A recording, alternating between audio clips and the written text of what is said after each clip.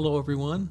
This is Tom Fox. I would like to welcome you to From the Editor's Desk, a podcast where myself and Kyle Brasseur, editor-in-chief at Compliance Week, unpack some of the top stories which have or will appear in Compliance Week each month. We look at the top compliance stories, talk some sports, and generally try to solve the world's problems. In this episode, Kyle and I review the Compliance Week 2023 conference, which was concluded in May, talk about some of the top panels, top keynotes, and what we both really enjoyed about this year's conference.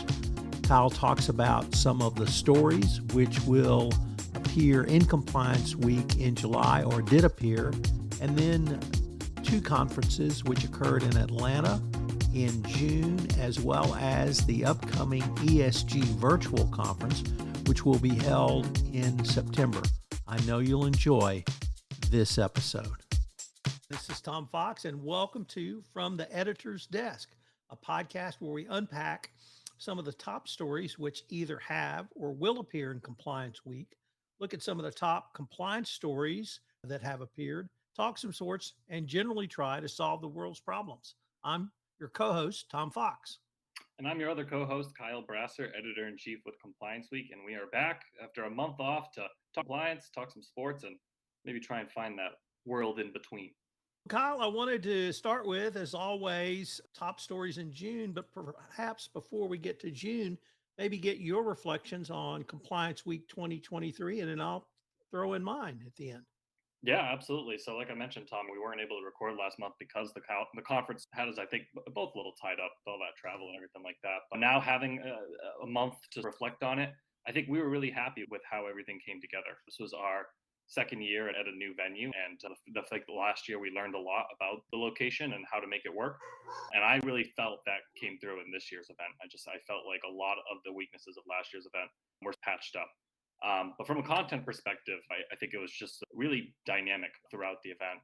I felt like I was hearing come up numerous times and this will probably not surprise anybody, artificial intelligence and off-channel communications. These are really top of mind compliance issues right now with some of the stuff that's just where technology is advancing regarding AI, and then with where both the DOJ and the SEC are looking regarding off-channel communications. So I was in a lot of sessions, some closed door sessions and everything like that, where you could tell that this is something that compliance officers are really trying to grapple with, especially those that work for companies with operations internationally, because this off-channel messaging thing is really tough nut to crack if you have employees in, say, Brazil, where WhatsApp is very popular and Instagram are very popular, and these channels that aren't necessarily what you would expect people to be using to communicate tend to take over as more popular options. It was really interesting to really crack into some of those things and hear from the community as to some of the areas that they're struggling with. Tom, your audio cut out, just so you know. I can't hear you at all. Let me give some of my observations, and let me start with, it wasn't just nice, it wasn't just fun, it was absolutely thrilling to be in person. And I know we were together last year, but I had a completely different sensation this year, completely different feeling. We got through the pandemic. Everyone had breathed a deep sigh of relief and a good exhale. And I probably spent more time shaking hands, hugging, saying hello again, saying how nice it was to see you again, the people I've known for a long time. And that was really the number one experience for me this year. The vendor room really had a buzz this year, and I really enjoyed that. And I have to give a shout out to Serta for the coffee bar. That was brilliant. And I don't mean they had a pot of coffee. They had the full Monty set up. I even called their marketing department and said, look, I don't know who thought that up, but that was brilliant. And you could get a latte, you could get a cappuccino. The guy was engaging, or the people running it. They would chat with you and they would keep the line moving. And it just added a whole level. I don't know what it did or didn't do for Serta, but it sure added a dimension that we didn't have last year. And the venue does have coffee. I don't mean to demean that at all, but that just added something that I wouldn't have expected. So that was very cool. Let me talk about the messaging, because I actually heard the solution, and I had not heard anyone with a solution before, except either don't use WhatsApp, or we'll pay for your phone. Both of what's don't use WhatsApp is not realistic, and we'll pay for you another phone is can be cost prohibitive if you have a lot of employees. So I was just thrilled to hear a solution. So that really struck me about the instant messaging. The keynotes were, as always, great. A lot of dynamicism in the main conference room. So I really enjoyed that. I always love Mary Inman anyway. And then her guest was incredibly provocative. Now the world's second largest whistleblower award. So that was cool too. And just I really felt I'm not quite sure how to phrase it. I don't want to say compliance week is back because it really had a dynamicism and an intensity and era of good feelings that I hadn't felt in a long time. I just thought it was wonderful. And then hopefully our listeners listened to the preview podcasts I did with the speakers. And I got that sense, Kyle, in talking to the speakers for those podcasts, because they were clearly excited in April when I started recording. And then as I recorded in early May, and I could feel the enthusiasm and I could feel something different this year than I did last year. So I came in amped up anyway. And then when I got there the first day, I sat down to do some work or do something in one of the breakout rooms, and it was on hiring in compliance. And I interviewed the three speakers, and I thought, well, I'm just going to sit here and listen to them. And it was great. And they fully engaged the entire audience on what do you need? How do you hire? Who do you look at? All of those things. The breakouts were great on the first day. I thought the keynotes were great. The rooms were really dynamic. The presentation on using movies to tell your compliance story that Bridgestone Firestone uses was just incredibly dynamic. I can't remember if you were in for that one or not. Yeah, I wasn't in Okay. the room, but we did a write up on it. Yeah. Yeah. So that was really cool. Just a very good experience. And other than me going to the wrong airport to go home, it went about as well as it could have. I just want to say shout out to Coot. I know this is FRC, your sister company at Rand. Yeah, Yeah. FRA. Yeah, FRA. Shout out to FRA. They had a great staff for us all this year and really took care of us. I hope if you weren't able to make it in 2023, you'll make it in 2024 because it was really a great experience. But that coffee bar, I have to say, that was just great. You could roll up and get a double shot of espresso just Yeah, right there at 8 a.m. and from what I heard, they were even doing the sort of custom designs and stuff Yeah, like that as well. yeah, I'm not a yeah, big coffee person, but I know a lot of people were excited about it. And yeah. you mentioned, Tom, you're hesitant to say Compliance Week was back or anything like that, but I would go there a little bit because we were back in person last year, but there still was that guard that was up with everyone because of the pandemic. And a lot of the conversations were focused about the pandemic. It was the first time a lot of these folks had seen each other. So I felt like this year, everyone's guard was a little bit more down. People were able to really just focus on the issues and focus on looking ahead as opposed to looking back in the past. And that just makes it so much more, like you said, dynamic and really involving, as opposed to just dwelling on what's happened to focus on, all right, this is where the profession's going. And these are the things we need to be talking about. And as our listeners are also probably aware, compliance news did not stop in May or June. So I was just wondering if you might share two or the three of the top things that you and your team were able to write about that we haven't been able to talk about yet. Yeah, we're still focusing on a lot of these story angles that have been playing out over the last couple of months. Again, the generative AI stuff is not going anywhere. This stuff is getting more and more prevalent. More and more, we're seeing the regulators start to catch up a little bit. Now that the rate of change has slowed a little bit to the point where they can wrap their heads around it. One of the big things we're paying attention to is this AI Act in the European Union. Europe tends to sometimes set the standard and then other countries follow, like we've seen with the GDPR. And so if the AI Act plays out similar, this could be a blueprint for what regulation looks like here in the US somewhere down the line. And all these sort of risk tiers to that is going to be something that companies need to confront, especially when it comes to generative AI that can basically learn on its own and evolve as it goes. Judging the risk can completely change every day based on what it learned the previous day. And so we're going to see a lot there. And I think from an enforcement perspective, because we're always keeping an eye on the fines and what's going on, There's been a lot of very high profile sanctions enforcements lately. And these aren't necessarily related to Russian sanctions, which I know get a lot of the attention, but it's all the other sanctions programs. And it really gets back to the fundamentals of sanctions compliance, making sure that your systems are in order, making sure that the KYC data you're collecting is being fed through. These aren't small companies that are being popped for sanctions violations. We've seen Microsoft, we've seen Wells Fargo, we've seen British American Tobacco. This week we saw Swedbank. There's a lot of these really high profile enforcement actions coming down that are really, I think, when you read the orders and you read what happened, it seems very simple, but it just really speaks to how tricky and nuanced sanctions compliance can be when you don't have maybe just exactly the right system in place. So let's turn to July. Could you maybe share some of the things that you're looking at for July as well, Kyle? Yeah, so as of this recording, one of the things we're really exciting about is next week, the last week of June, we're going to be hosting our next conference. We have two conferences that are running at the same time in Atlanta. One is on third-party risk management, and one is a Women in Compliance Summit. And the Women in Compliance, that's a brunch that we've done at our national conference the last 2 years. That's been so popular that we've now turned it into a full-on conference. And this will be our first year doing that. So it's going to be really great to see how that goes, to really be able to address some of the topics that are top of mind from the female compliance officer perspective.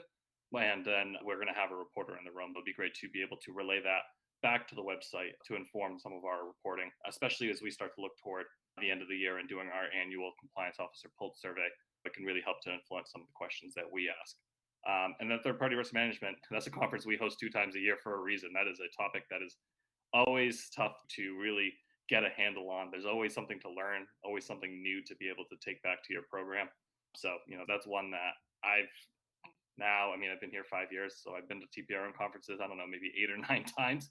And yet I'm always learning something new. I'm looking forward to being in the room for that one personally and being able to listen in. But some of the other things that we're paying close attention to is in July, I expect we'll be covering data privacy pretty heavy. At this point, it's not a rarity anymore that a U.S. state has passed a comprehensive data privacy law. It's now happening pretty much every other week. I think Texas is now number 11 as of this week.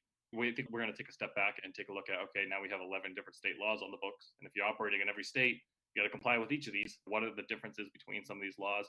Some of them are a little bit lighter touch. I know Florida's law is a lot more intended to regulate large businesses. Texas's law, that's new on the books. It doesn't matter how many Texas residents are there. If you're operating in the state, you have to comply with it. So every single one of these laws have a little bit of a difference to it.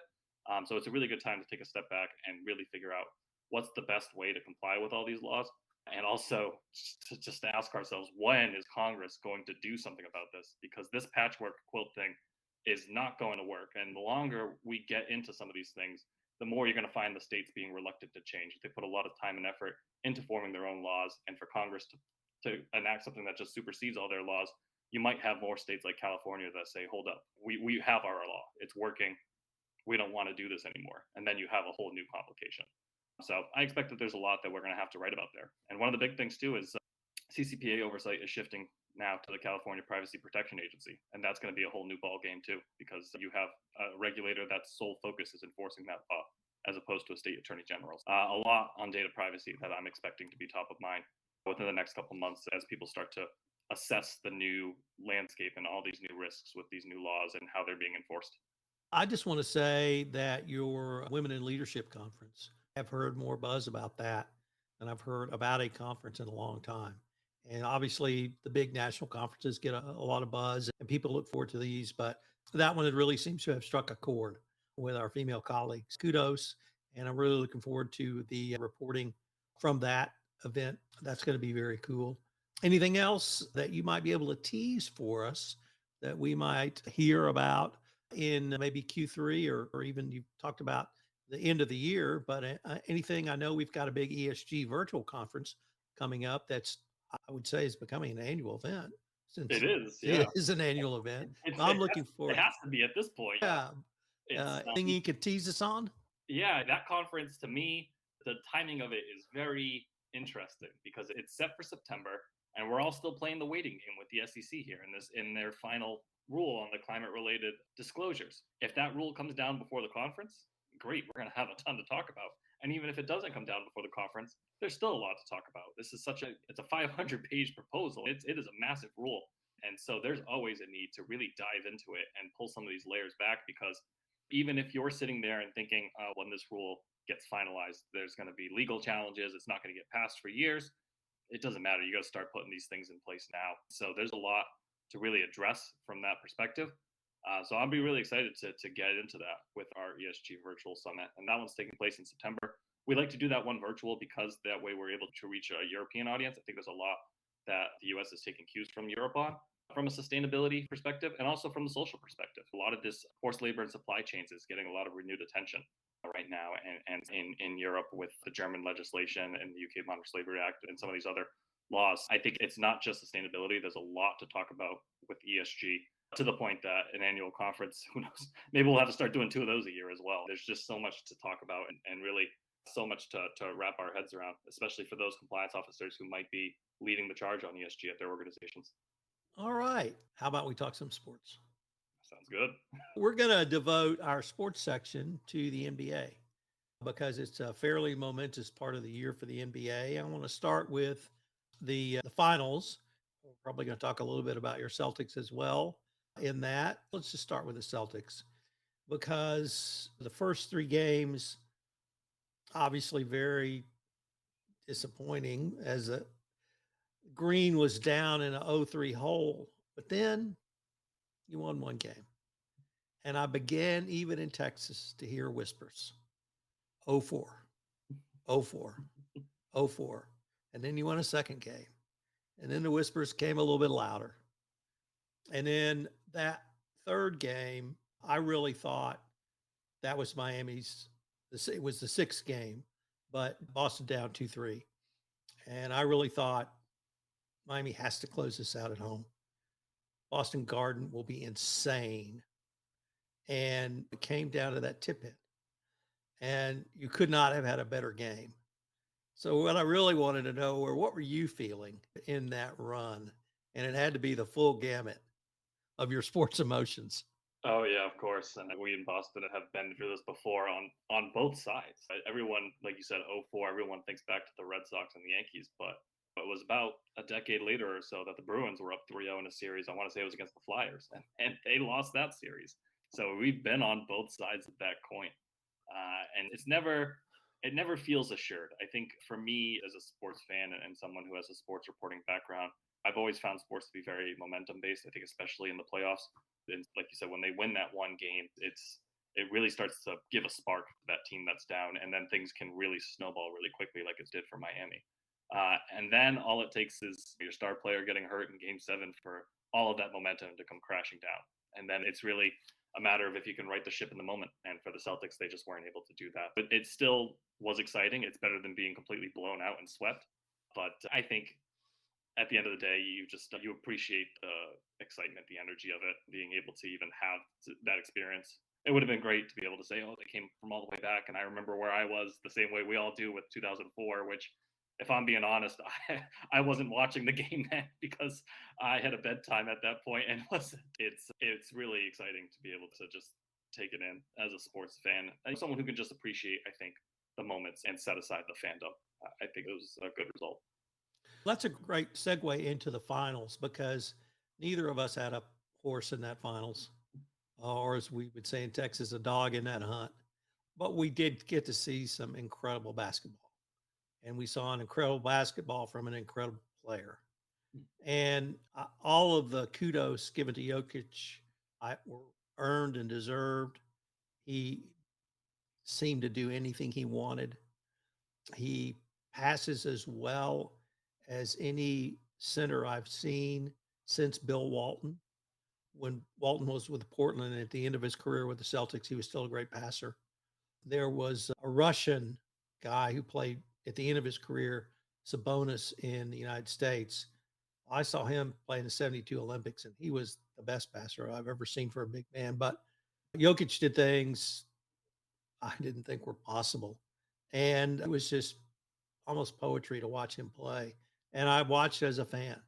And having been a Jimmy Butler fan over the years, I was hoping Butler would rise to the occasion, and it turned out he couldn't, or he didn't. But what were your thoughts on the finals and that performance? Yeah, you and I spoke right before the finals, and I said it would be great to see Butler win one. I think, as another Jimmy Butler fan and someone who's just a really big fan of his story and a lot of the adversities he's had to overcome and the way he plays and carries himself. So it was a little disappointing from that perspective, just rooting for a person. But in terms of the basketball element of it and what Denver's Star Center is able to do, Jokic, it's really, I think it's hard. It's crazy to think that someone could be underrated when they won the MVP twice. But that sort of is because of he just doesn't, he's not that big personality, he doesn't play in a big market. He falls under the radar a little bit. And I think it's great for someone like him to be on this stage where all eyes are on him and he just takes command of it. But at Denver, at no point, I don't think it was that series really in doubt for them. I think they won in 5 games. 3 of the games they won by double digits. They cruised pretty well through that series. You could say probably the Heat ran out of gas a little bit after a really roller coaster playoff run for a number 8 seed.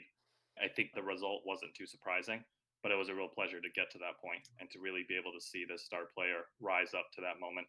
It's just something you can really appreciate, I think, and hope that the secret's out on this guy. How much is it going to take for people to realize he's very good and we're watching a real generational talent here? That leads us to last night was the NBA draft, but before the NBA draft were a couple of big trades. One involving your Celtics and one involving Chris Paul. So we'll start with the Celtics first. They get Porzingis and they trade Marcus Smart to Memphis and get 2 number ones for picks. I could not believe the haul they got. I'm reluctant to use the word took advantage of, but they really, I thought, came out ahead on this one. How did you feel about this trade? Yeah, I think a lot of the folks in Boston are in a wait and see mode. We know Porzingis well from his days with the New York Knicks, and we know what he's capable of. And we also know that he has injury history and all these other sort of issues that might come up. You never know. But it adds a new dimension to the team. I think the president of basketball operations, Brad Stevens, was talking about it. And it's just we wanted to balance our roster a little bit more. And this is why we made this move. And for a Celtics team that, despite how far it made it last year, struggled a lot with identity and who they were and who was responsible for what. I think it's a lot of credit to Brad Stevens to just not say, okay, we made it 1 game shy of the NBA Finals. Let's just keep rolling with this. But to identify that we made it this far, but we still have issues. And let's go ahead and shake up the roster a little bit and try to resolve those issues. I think from that perspective, it's exciting to see, and we'll see how it plays out. But then you also have the fan perspective, and it's hard to lose someone like Marcus Smart, who's that heart of the team, is the type of player that Boston loves, just a grinder, really gets in the paint and gets gritty and doesn't shy away from really going all out on every play. It's hard from a fan perspective to lose that kind of player. But I have also seen the sort of aspect of that type of player, they don't age as well because of how much they're sacrificing themselves. And we saw that with Dustin Pedroia with the Red Sox, where the twilight of his career was just beset by knee injuries that he could not overcome, probably a result of how hard he played. But it ends up being a bit of a mixed bag.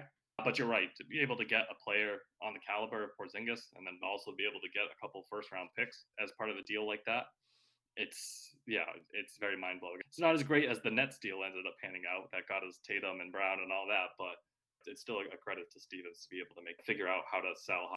So I've been a Marcus Smart fan for a long time, and I agree with everything you said. I felt like he embodied everything there is about the Celtics. And as you said, the way he plays, the way he carries himself, the way he was a part of the community. I was a little disappointed that he found out via social media that he'd been traded. I thought that probably didn't reflect very well on the organization, but I've always loved him and I thought he was the heart and soul of the team. Certainly 2 years ago when they made it to the finals and he was defensive player of the year. But you're right about the drop off. And he never was the greatest shooter. He was a decent shooter, sometimes a good shooter, but he wasn't a Tatum or Brown shooter.